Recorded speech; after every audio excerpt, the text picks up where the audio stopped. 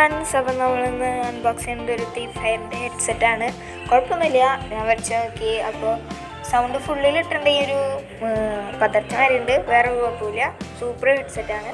ഞാൻ എൻ്റെ ലിങ്ക് ഡിസ്ക്രിപ്ഷനിൽ കൊടുക്കാം.